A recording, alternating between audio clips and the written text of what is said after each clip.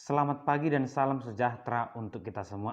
Bapak Ibu saudara terkasih, di pagi hari ini kita kembali akan mendengarkan firman Tuhan. Tetapi sebelumnya kita berdoa. Anugerah dari Tuhan Yesus Kristus, kasih setia Allah Bapa, itulah kiranya menyertai kamu sekalian. Amin. Firman Tuhan tertulis di Matius pasal 25 ayat 40. Saya akan membacakannya untuk kita semua. Dan raja itu akan menjawab mereka, "Aku berkata kepadamu, sesungguhnya segala sesuatu yang kamu lakukan untuk salah seorang dari saudaraku yang paling hina ini, kamu telah melakukannya untuk aku." Demikian pembacaan firman Tuhan. Bapak Ibu saudara terkasih, tentang berbuat baik, tentang menolong, ini hal yang sangat penting. Kita hidup untuk saling menolong, tetapi ternyata perlu juga kita bertanya kepada diri kita, melihat perbuatan kita, apakah pertolongan kita itu sudah benar, dalam arti tepat sasaran, bermanfaat bagi orang yang menerima. Biar pemberian kita itu tidak asal memberi, biar pemberian kita tuh betul-betul memberikan dampak yang positif kepada si penerima. Karena Yesus sendiri jelas mengatakan, ketika aku lapar, kamu memberi aku makan. Ketika aku haus, kamu memberi aku minum. Orang yang lapar akan diberikan makanan. Itulah perbuatan yang tepat sasaran. Sehingga perbuatan kita juga harus seperti yang diinginkan oleh Yesus. Ada realita seperti yang dikatakan Yesus sendiri, orang miskin itu akan selalu ada bersama kita. Itu realita kehidupan. Dari zaman Yesus sampai zaman sekarang, dari zaman kitab Kejadian sampai dengan sekarang, itu adalah realita kehidupan. Akan ada yang untung, ada yang rugi, ada yang menang, ada yang kalah. Tetapi itu tidak jadi masalah. Karena itu adalah realita kehidupan. Orang yang kaya, orang yang sukses itu berasal dari Tuhan. Tuhan juga sama-sama memperhatikan baik orang miskin atau orang kaya. Tuhan memberikan perhatian yang sama. Bukan berarti karena dia orang sukses perhatian Tuhan kepadanya berbeda atau lebih. Karena dia orang lemah, orang miskin perhatian Tuhan dia sedikit. Tidak. Manusia itu sama di hadapan Tuhan. Sehingga sebagai orang percaya melalui firman Tuhan ini, kita tidak hidup untuk diri kita sendiri, tetapi kita hidup untuk orang lain. Apa yang kita lakukan untuk orang lain. Jika firman Tuhan di pagi hari ini memberikan 3 kata kunci, itu menekankan pemberian itu adalah hal yang penting. Pertama, kepada orang yang hina. Pemberian itu kepada orang yang hina. Yang kedua, apapun yang kamu lakukan, apapun yang kita perbuat. Yang ketiga, engkau melakukannya untukku. Artinya, hal kecil pun yang kita lakukan kepada orang lain itu berdampak besar. Mungkin menurut kita itu tidak terlalu menolong. Mungkin menurut kita itu hanya 1.000 rupiah, hanya segelas minuman, hanya sepotong roti. Tetapi Tuhan berkata segala sesuatu, hal kecil pun berharga bagi Tuhan.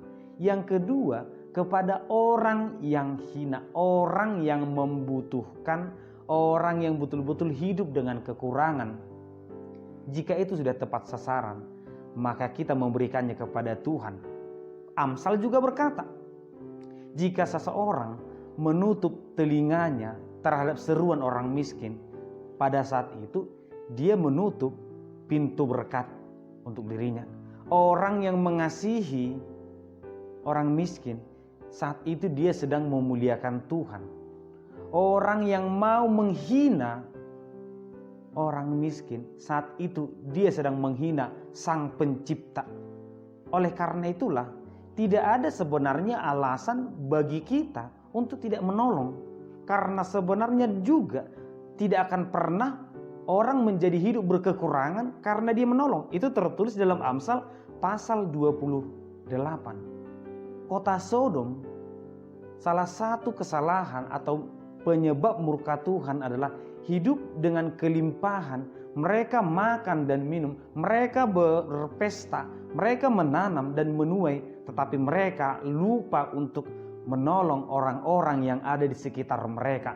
Itu adalah salah satu kejahatan bagi Tuhan.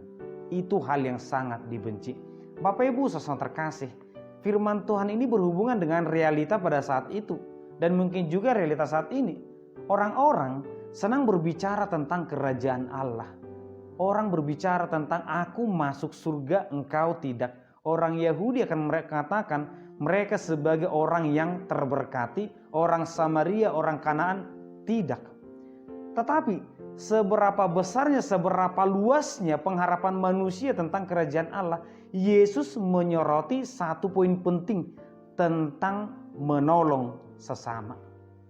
Kita berbicara tentang kerajaan Allah, tetapi Yesus berbicara tentang menolong sesama. Bagaimana mungkin orang Yahudi bisa menolong sesama, sedangkan bagi mereka, orang di luar suku mereka itu tidak layak untuk ditolong.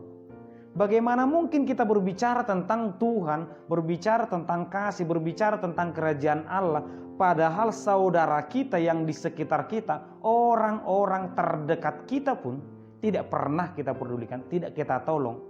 Demikianlah firman ini sangat menegur dengan keras orang yang berbicara tentang firman Tuhan tetapi lupa berbuat yang benar, lupa untuk mengasihi. Padahal orang-orang itu ada di sekitar mereka, ada di sekitar kita. Demikian juga pada saat ini masa-masa sulit yang kita hadapi, kehidupan memang harus saling menolong. Menolong bukan untuk membuat kehidupan seseorang menjadi lebih baik, bukan. Bukan untuk menyempurnakan kehidupannya, bukan. Tetapi menolong adalah agar kita memiliki perasaan yang sama. Jika kita makan, dia juga akan makan. Ketika kita memiliki pakaian, dia juga akan memiliki pakaian. Kita memiliki satu roti, mungkin kita akan berbagi sehingga kita tidak akan sepuas sebelumnya, tetapi yang pasti kita akan sama-sama makan, kita akan sama-sama bersyukur. Mungkin dengan memberi, kita akan mengurangi sesuatu yang ada dalam diri kita untuk memberi kepada orang lain. Tapi itulah makna kehidupan. Janda Sarfat, dia mau memberi bukan untuk kenyang, tetapi untuk sama-sama merasakan bahwa hidup memang harus saling berbagi. Banyak yang saling menolong sekarang, memberi apa yang mereka bisa berikan, memberikan makanan, memberikan materi sumbangan. Itulah kehidupan yang Tuhan inginkan. Oleh karena itulah dalam 1 Yohanes pasal 3 17-18 dikatakan juga, jika kita memiliki saudara, kita berbicara tentang Tuhan, bukti orang yang mau mengasihi Tuhan itu prakteknya kepada sesama. Kita tidak berbicara tentang Tuhan dalam kata-kata saja. Kita tidak hanya membaca firman Tuhan setiap hari, tetapi buktinya adalah kita menolong sesama. Apa yang sudah kita lakukan. Oleh karena itulah Bapak Ibu saudara terkasih, tentu semua orang memiliki kelebihan dan kekurangan. Hidup ini akan berputar. Kita akan mampu untuk memberi, kita akan menerima. Berkat Tuhan bisa melalui saya, bisa melalui orang lain. Pertolongan Tuhan bisa melalui siapapun. Oleh karena itu, jangan pernah takut untuk memberi, jangan pernah takut untuk menolong, dan jangan pernah menyerah menghadapi persoalan apapun, karena pertolongan bisa datang dari siapapun. Jadilah berkat.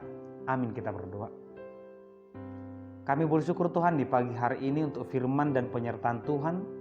Tuhan mengajarkan kami untuk saling menolong, untuk saling berbagi. Hal yang paling penting Tuhan, hal yang sangat berharga, agar kiranya kami tidak hanya berbicara tentang firman Tuhan, tetapi melakukannya, memberikan pertolongan kepada orang-orang yang membutuhkan. Mampukan kami selalu Tuhan dan berkati kami. Dalam nama Anak Yesus Kristus kami berdoa. Amin.